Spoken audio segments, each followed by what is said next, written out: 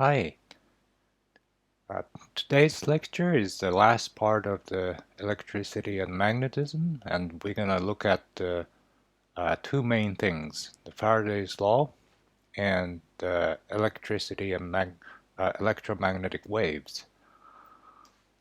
Uh, Specifically, in the first uh, point, the Faraday's law, we're going to look at how current can be induced by the change of magnetic field, and that's the working mechanism of how electric generator creates the electricity.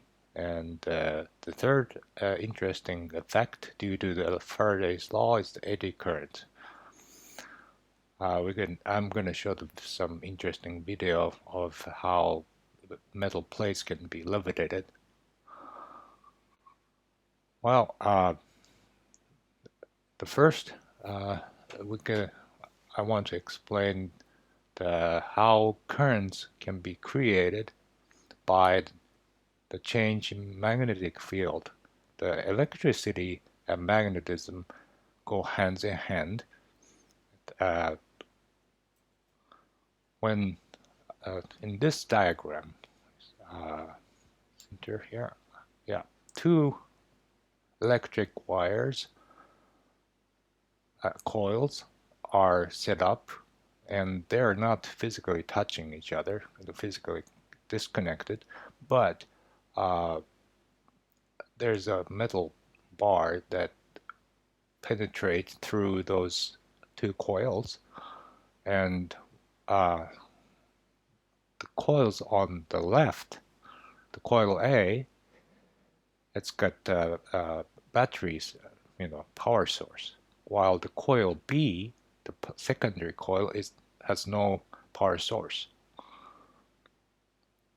Okay, and then what we do is that there's a little switch, attached to the primary coil, coil A, and we're gonna turn on and off, connect and disconnect the switch. And what happens is that this motion or action of switching on and off the current in coil A induces the current in the coil B that's detached from the coil A. That's very bizarre, right? But why can these two disconnected wire, kind of talk to each other?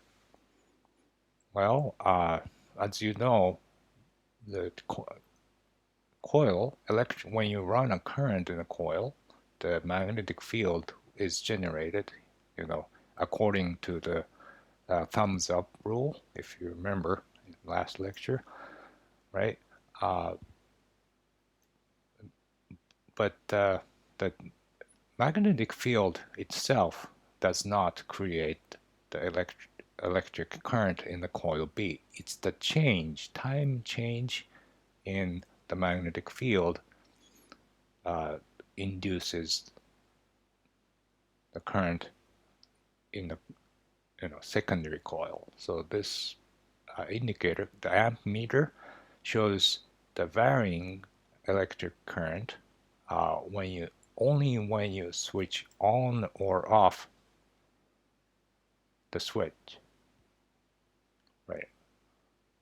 This is the interesting thing and important thing, that when you keep when the switch is kept on or remain off,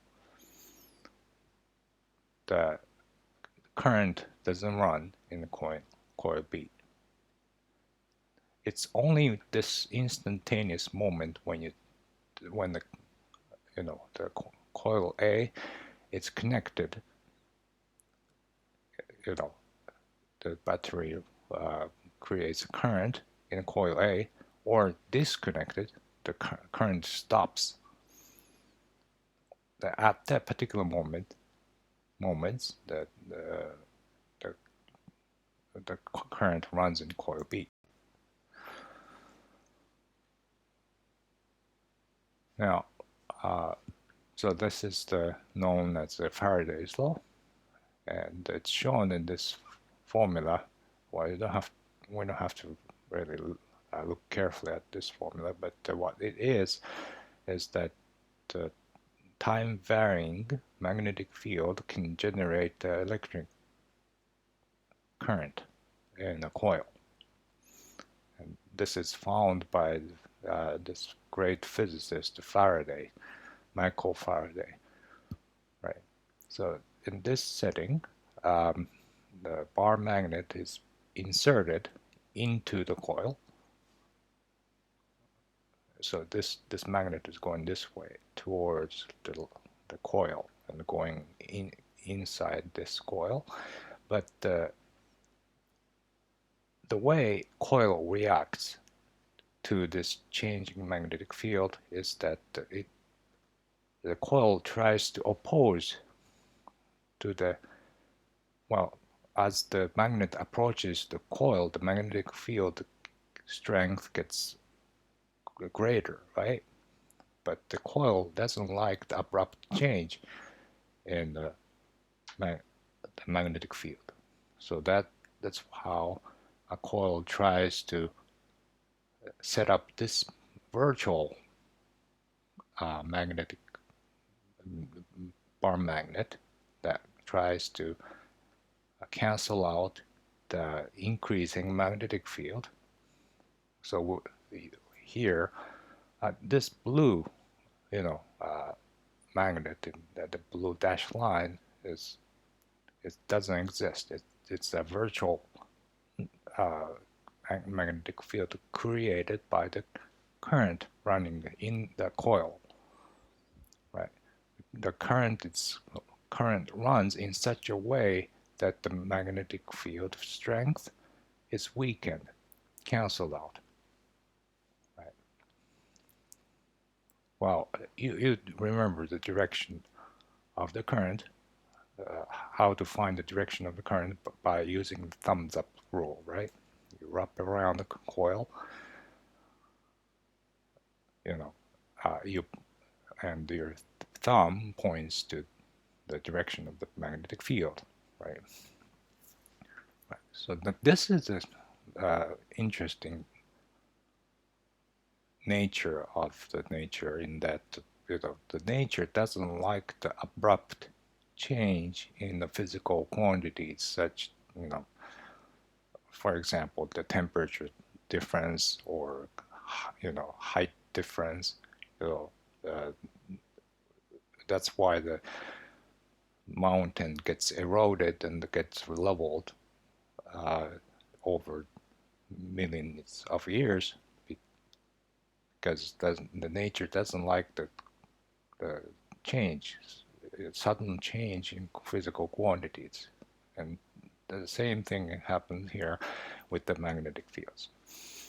Right. This is why when you solve this differential equation, it's actually called the differential equation for E, you get this equation, but you find the negative sign in front of this term because of this. It indicates the opposition to the change in magnetic fields. This variable phi is called the magnetic flux. How many magnetic field lines go through, and that should change with time when you bring the magnet closer to the coil. This similar phenomena is used to change the voltage in the alternating current, and the device is called a transformer. The way transformer works is that it consists of two coils that are physically detached, right? So they're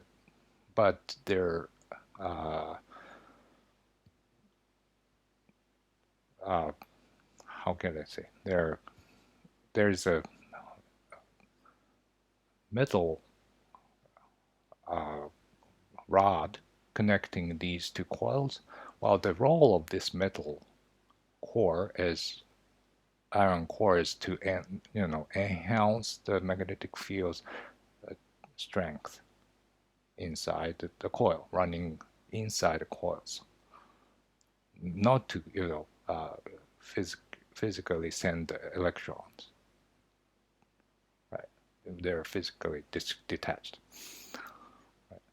Well, what happens here is that again there's an AC generator. The transformer works only in the AC current, alternating current. It doesn't work in the direct current, right? Because that, as I said, the time change in the magnetic field creates the electric field, change in the electric field in the secondary coil.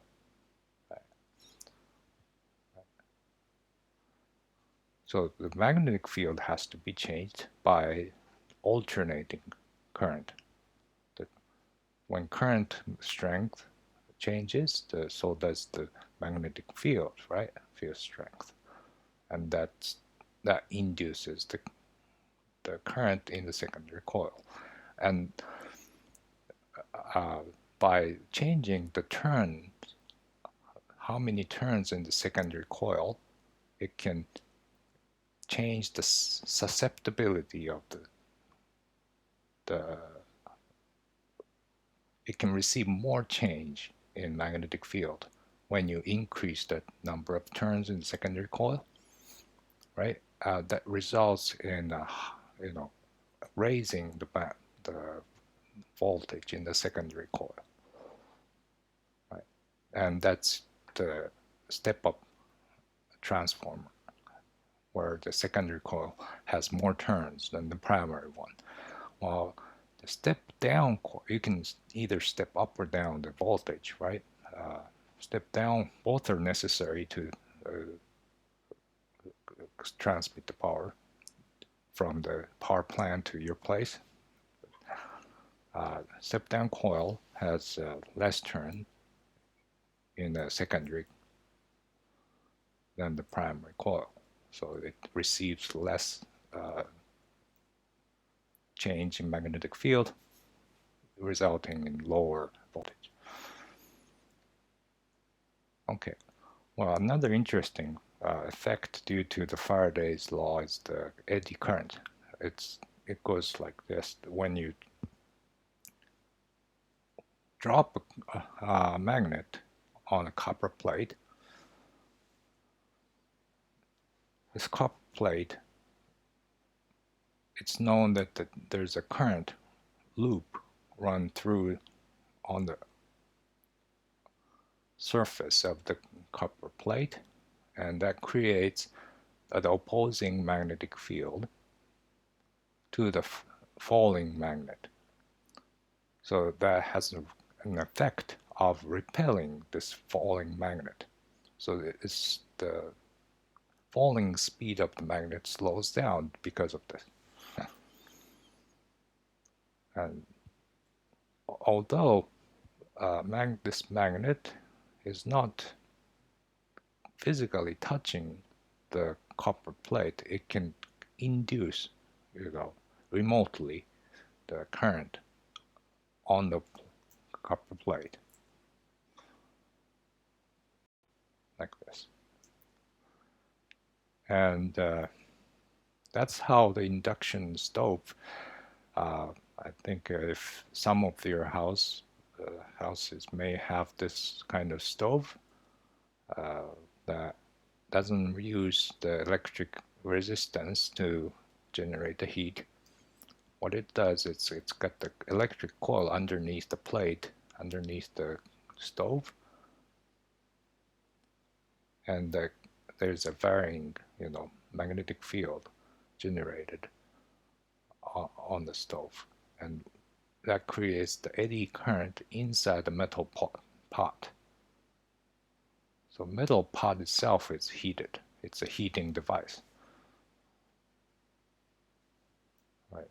So this is why the on the induction stove, the glass pot doesn't work, or ceramic pot doesn't work, because it doesn't let the current run through those are insulators, right? So that's why you have this interesting picture where the ice cube is sitting right next to the boiling water on the same stove, because the pure water doesn't let the electric current run. So the electric current is not induced in the water, but in the pot, the metal creates eddy current, the induced current, this current turns into the ohmic, heat, because the metal has a small amount of resistance. All metal has resistance, so it can dissipate turns the electric energy into heat. Right. And this video shows you some interesting effect due to the eddy current. A changing magnetic field above the coil. Instead of a second coil, we're using the aluminium plate, but the principle is the same. The changing magnetic field induces currents in the plate that create an opposing magnetic field, so it levitates. How awesome is that? This current is not only good for levitating the plate, it can also make light bulbs glow. Lift. Oh, thank you. Oh! Okay, see, that's interesting. So now this is the summary of what we learned in electricity and magnetism. First, we saw the static electricity, where the electric charge can produce fields around it, and that creates the force on the physically separated charges. And the magnetism is like a sister of the electricity, where which is produced by the changing magnetic electric field. You remember, the current is the motion of the charge, right? That produces magnetic field, and it's known as Ampere's law, right? Ampere's law and Faraday's laws are kind of like a mirror image, that they're they're very similar but opposite, right? The Faraday's law states that when you change the magnetic field in time, that produces the E field, the electric field around it. Right. And this interaction between the electric field and magnetic field was found by Faraday, but it was Maxwell, the British physicist, who built the beautiful theory of this relationship between the electric field and magnetic field. And his work is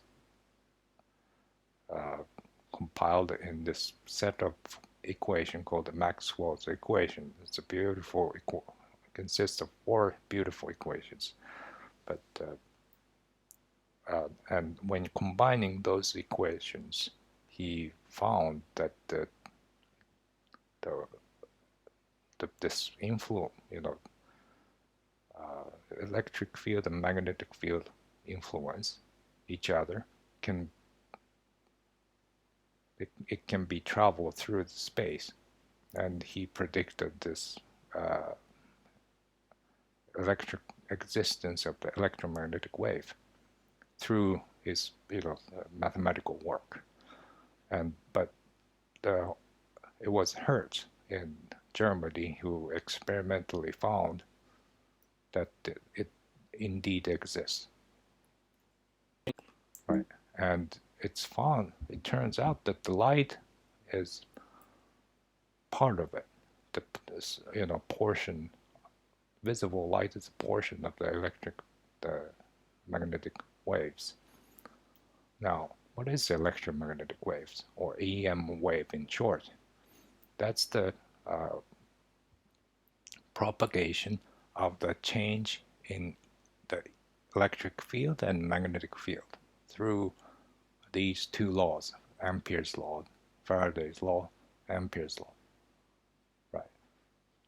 This interaction between the E field and B field propagates through this space. And because the electric field changes in time, that can influence the electric charge, like electrons, right? Or invertedly, when you oscillate the electrons, the electron can produce the electromagnetic waves as well. And that's how actually the antenna works. Antenna is the device that produces the electromagnetic waves. Right? And this is the motion picture of electromagnetic waves. It's a transverse wave, and it can interact with the charged particles like electrons or ions, and it travels actually at the speed of light because it's actually light. Right.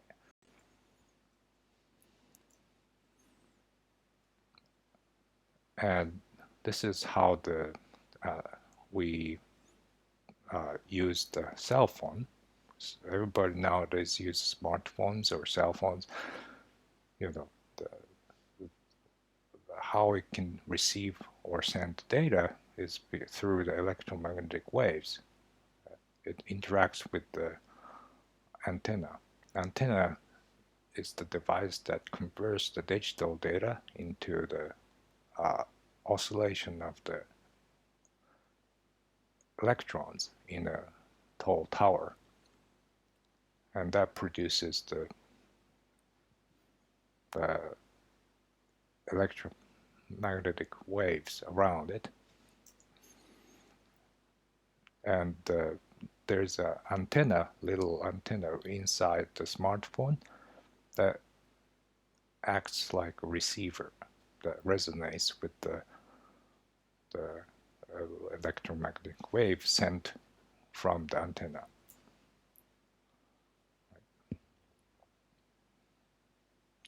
Now I want to show this video. It's better to see in motion picture how to understand how the antenna works rather than words or talk. Okay.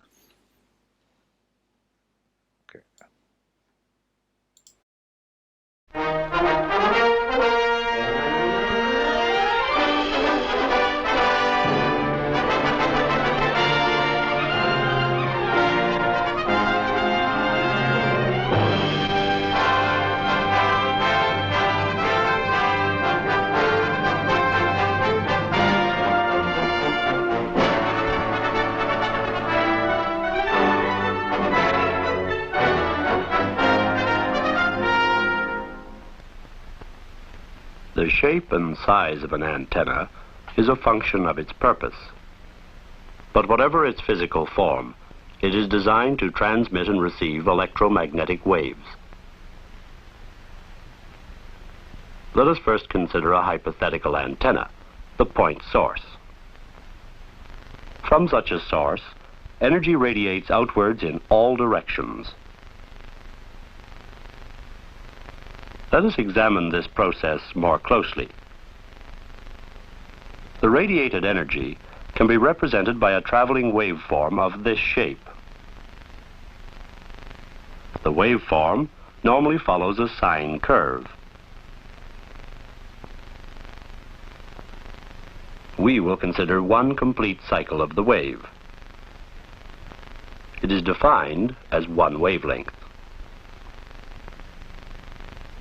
We can relate the wavelength of the radiation to the antenna which produced it. An antenna which accommodates half a wavelength is the simple dipole. If we feed a signal to this antenna, an electron flow will be set up within it. The electron flow first produces a maximum concentration in this direction, reverses, then produces a maximum in the opposite direction. Flow reverses, maximum. This cycle repeats itself at the signal frequency.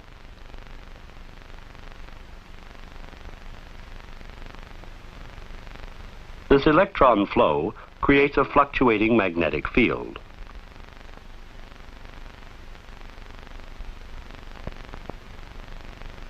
Let us relate the direction of this field to the electron flow.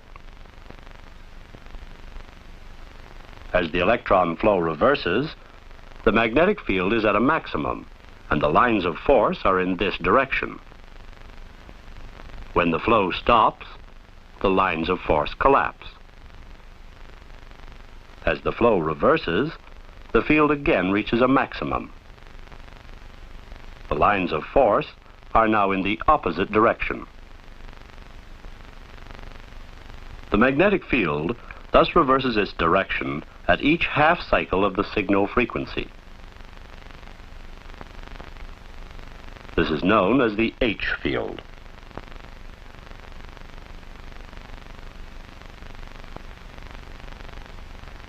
The strength of this field is proportional to the amplitude of the current standing wave. This current standing wave is 90 degrees out of phase with the voltage standing wave. At this instant, the antenna has a positive voltage at this end and a negative voltage at this end. When the voltage builds in the opposite direction, the polarity reverses.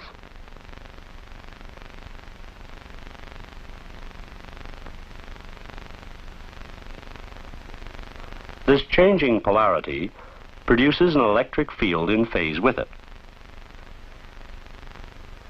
When the voltage is of this polarity, the field is in this direction.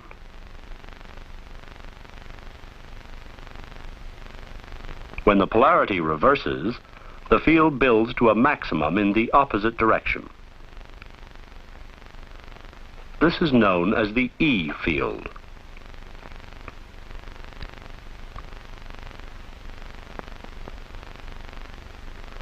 The E and the H fields thus build and collapse 90 degrees out of phase with each other and constitute the antenna's immediate field.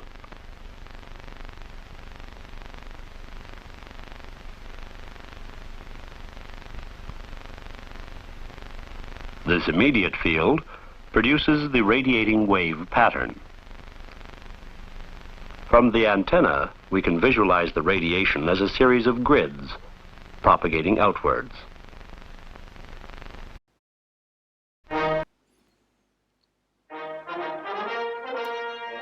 Well, this is kind of old motion picture, but that's very good.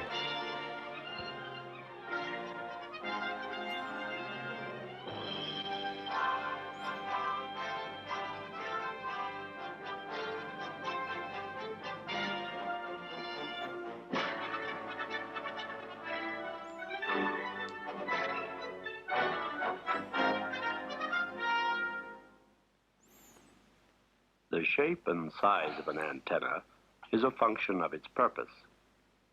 But whatever its physical form, it is designed to transmit and receive electromagnetic waves. Let us first consider a hypothetical antenna, the point source. From such a source, energy radiates outwards in all directions. Let us examine this process more closely. The radiated energy can be represented by a traveling waveform of this shape. The waveform normally follows a sine curve. We will consider one complete cycle of the wave. It is defined as one wavelength. We can relate the wavelength of the radiation to the antenna which produced it. An antenna which accommodates half a wavelength is the simple dipole. If we feed a signal to this antenna, an electron flow will be set up within it. The electron flow first produces a maximum concentration in this direction, reverses, then produces a maximum in the opposite direction. Flow reverses, maximum. This cycle repeats itself at the signal frequency.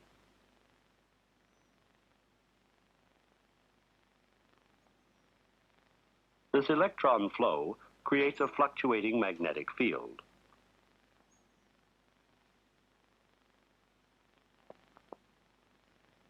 Let us relate the direction of this field to the electron flow. As the electron flow reverses, the magnetic field is at a maximum, and the lines of force are in this direction. When the flow stops, the lines of force collapse. As the flow reverses, the field again reaches a maximum.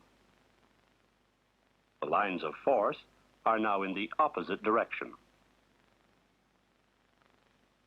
The magnetic field thus reverses its direction at each half cycle of the signal frequency. This is known as the H field.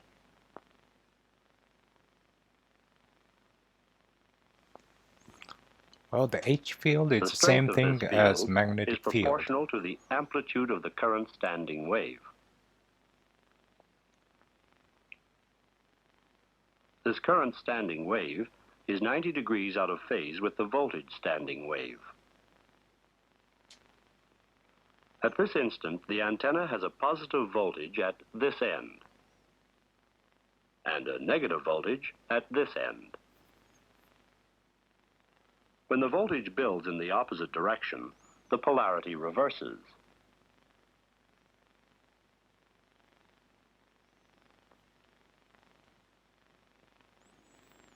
This changing polarity produces an electric field in phase with it. When the voltage is of this polarity, the field is in this direction.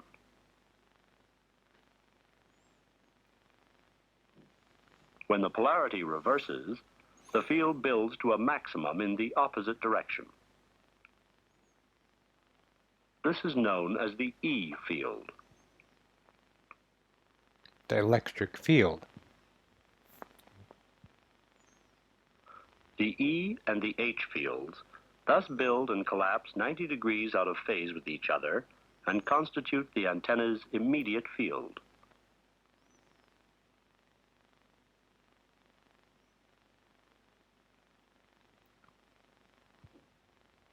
This immediate field produces the radiating wave pattern. From the antenna, we can visualize the radiation as a series of grids propagating outwards. Changing magnetic field above the coil. Instead of a second coil, we're using the aluminum plate, but the principle is the same. The changing magnetic field induces currents in the plate that create an opposing magnetic field, so it levitates. How awesome is that? This current is not only good for levitating the plate, it can also make light bulbs glow. A gift. Oh, thank you. Oh.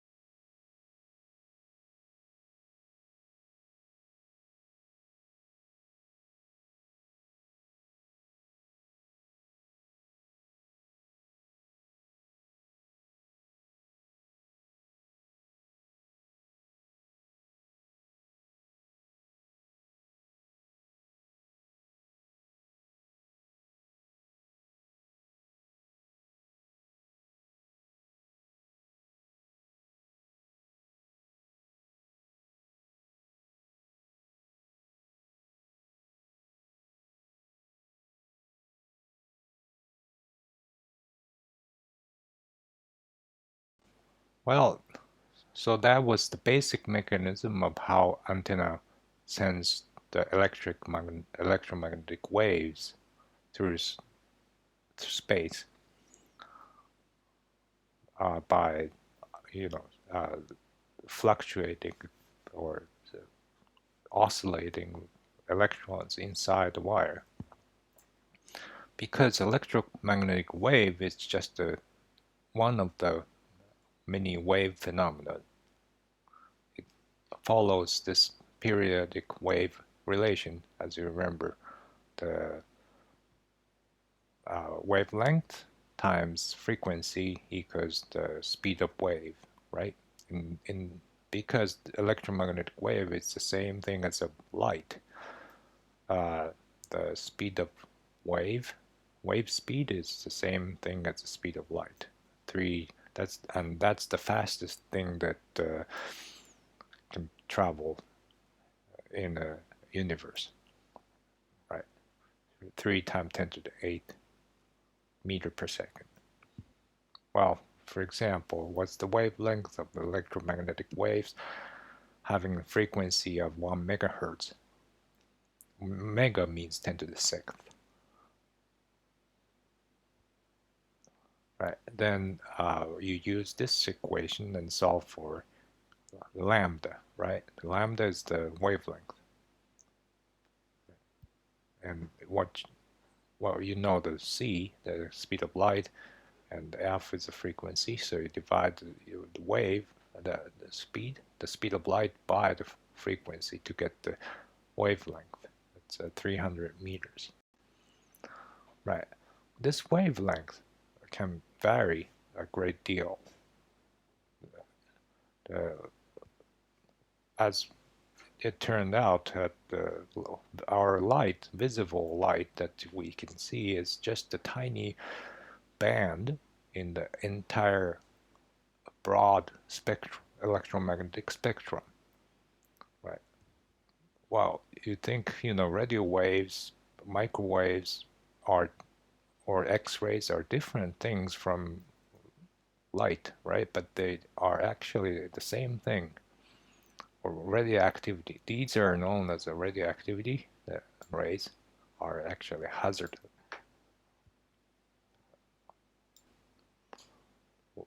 Well, it's hazardous because it has a shorter wavelength, so it has more energy. Each wave packets has more energy, right? That's why it's more dangerous. But it's actually the same thing. X-ray is the same thing as our light that you're seeing right now. Right. And we use microwaves or radio waves to communicate remotely, right? Or you could use microwave to heat up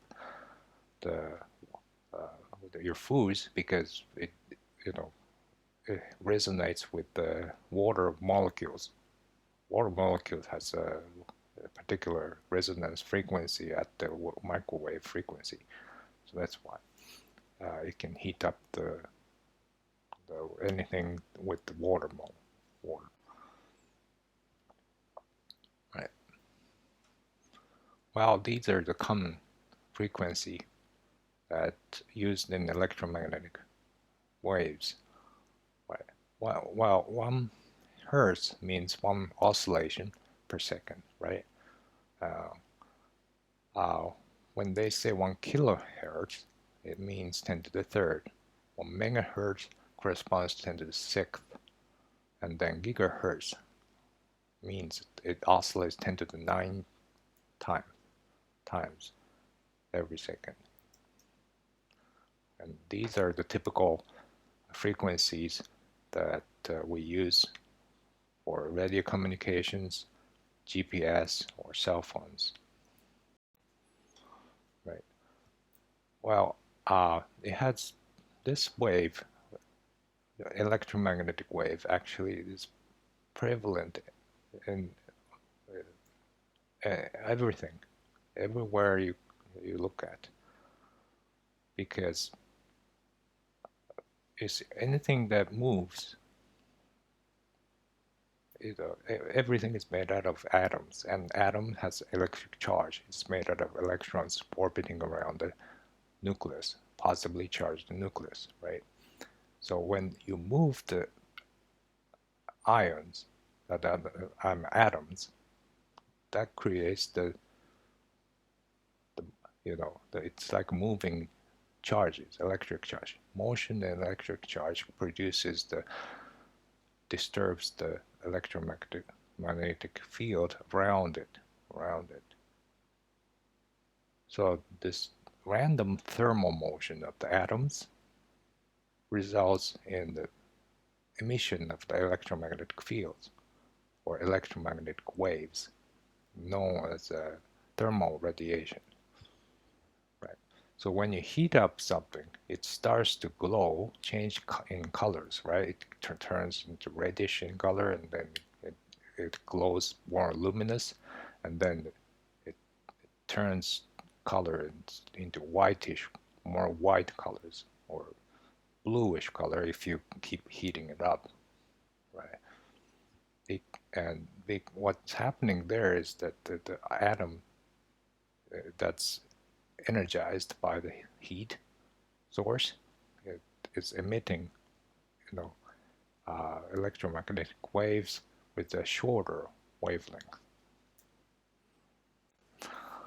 Well, this is the causes of great ramification to the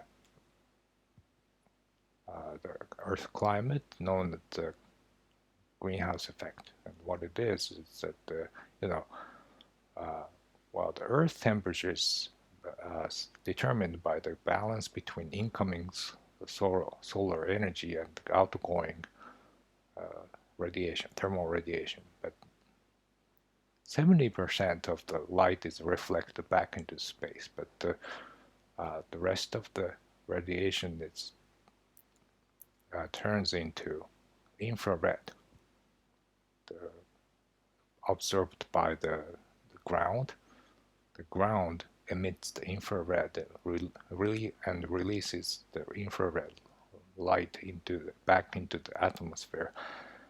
Well, it can, if it was, not interacted with the Earth atmosphere, it can go straight into the space, but the atmosphere has a great property of absorbing the infrared light, and then it re-emits the infrared light or photon wave, infrared wave in a random direction. So this really released wave is captured by another greenhouse effect gas, and this cycle repeats its over and over again, slowing down the radiation of the infrared into the space. So this delay causes the effect, of outgoing energy, and that results in the the rise in the temperature. So that's how the greenhouse effect works, but this is dealt in more detail in my second course, Powering the Future. So if you're interested, please consider taking that class. Okay, so that's it for today. Thank you.